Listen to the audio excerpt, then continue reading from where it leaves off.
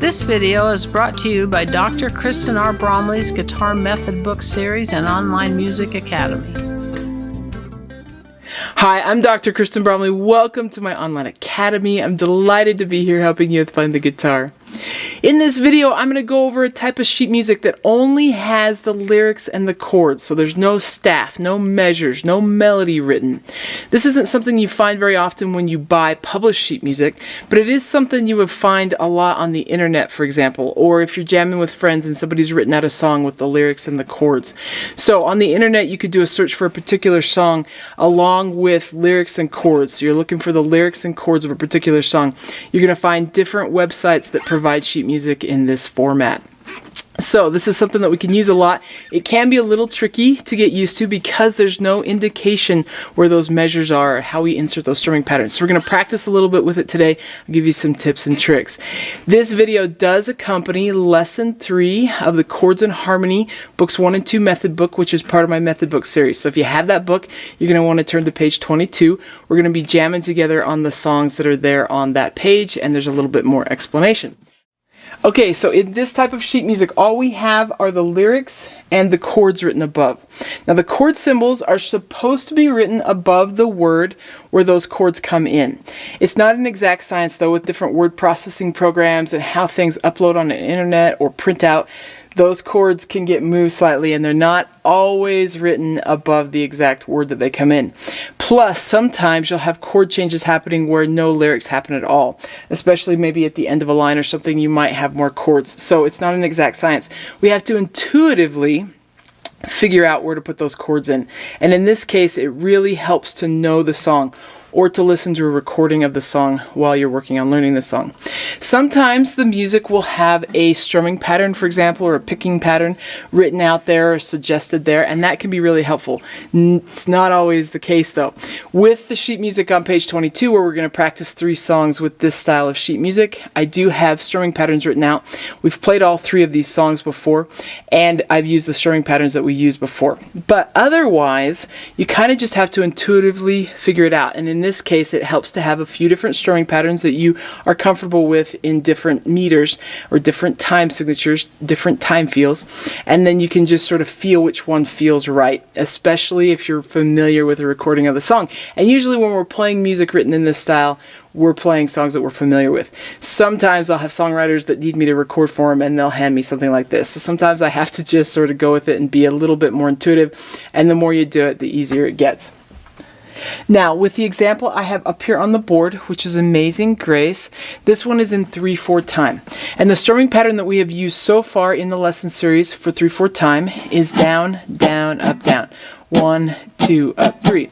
So I'd take that strumming pattern and I would start on the G chord and I would play the G chord as long as I need to using that strumming pattern before I have to switch to the next chord, and so on and so forth.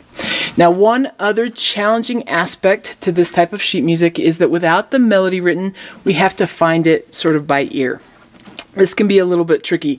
Sometimes we're jamming along in the same key that the original song is written in and we just know where it's at, and that's great. But sometimes we don't necessarily have that advantage or we can't find it.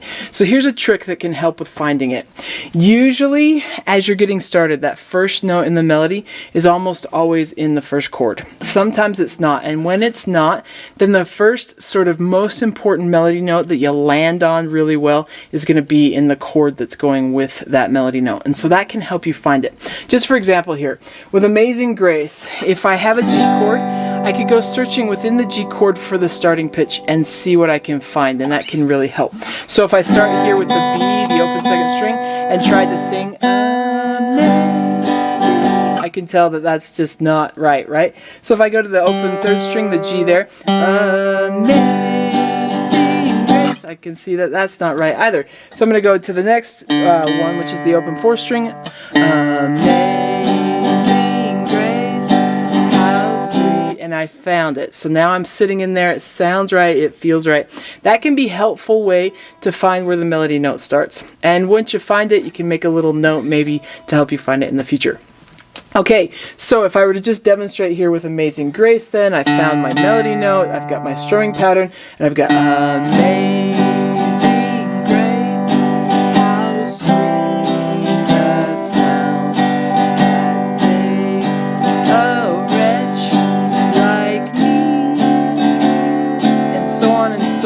So that's how that works, and we've got the chords written above the right lyrics, which really helps here. Otherwise, we're just kind of going at it intuitively. Now, one other thing to be aware of with this type of sheet music is that when you have additional verses, in those cases, a lot of times the chord symbols aren't actually written above those lyrics. So you have to continue to use the chord progression that you used for the first verse. So with the examples on page 22, for instance, in each of those songs there are additional verses of lyrics written, but the chords aren't written above the lyrics of those verses. So we just continue to use the chord progression that we used for the first verse. So you run into that sort of thing a lot with this type of sheet music. Okay, so now it's time for the jam along portion of this video. So we're going to jam together on these three songs that are on page 22. When the Saints Go Marching In, Amazing Grace, and Red River Valley. We've played all three of these songs previously with the videos that go with lesson 3, so they should be kind of familiar, and that can help you as you're working on this type of sheet music.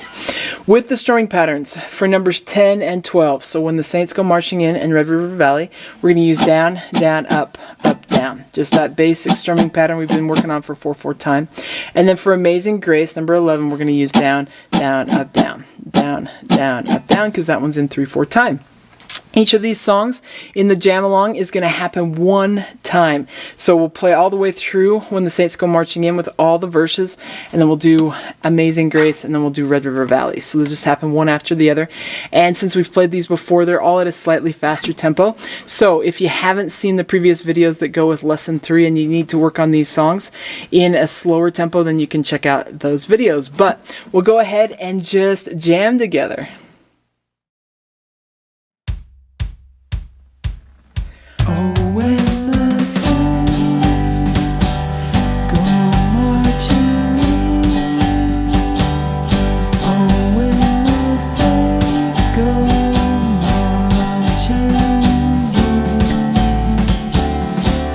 How I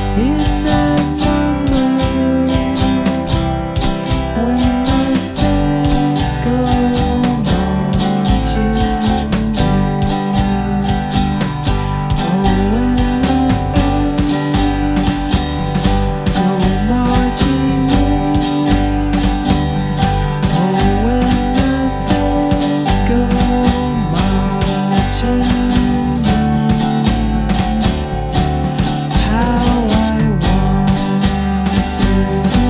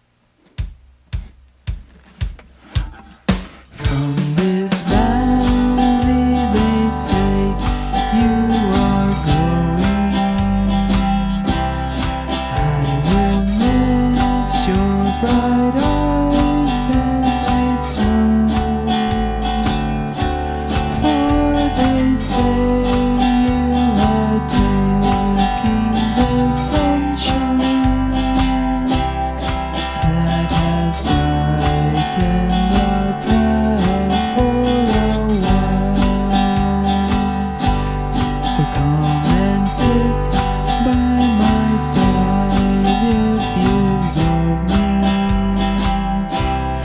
Do not hasten to put me at doom. Just remember the Red River Valley and the cowgirl that loved you so true.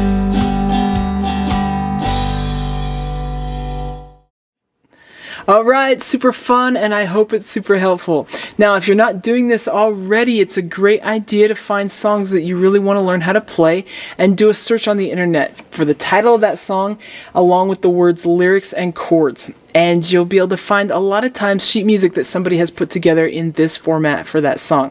It's not always accurate, but even when it's not accurate, maybe it gives you a jump start into learning that song that you want to learn how to play. So, great thing to do. Now, in the next video that goes with lesson 3 in the method book, we're going to be talking about the capo. So the capo is something that can help us change the key of a song by using the same chord symbols and the same chords that we're already using, which is super helpful. So that'll be in the next video. Keep having fun playing the guitar, and we'll see you in more of these videos. Thanks for watching this video. If you found it helpful, please hit the like button and subscribe to the channel. And be sure to check out more great content. You can find more information about me and my products at KristenBromley.com. Take care.